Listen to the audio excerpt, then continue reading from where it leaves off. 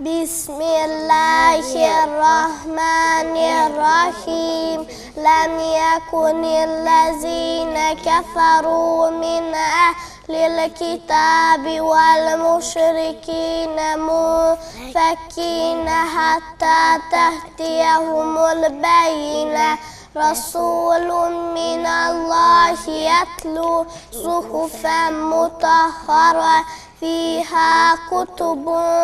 قيمة وما تفرق الذين أوتوا الكتاب إلا من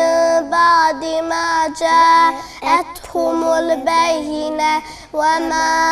أمروا إلا ليعبدوا الله مخلصين له الدين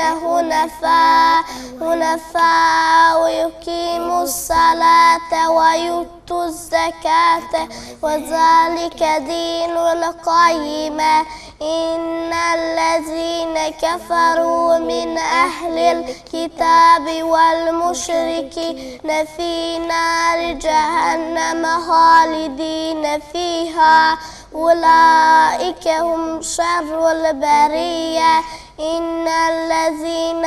آمنوا وعملوا الصالحات أولئك هم خير البرية جزاؤهم عند ربهم جنات عدن تجري من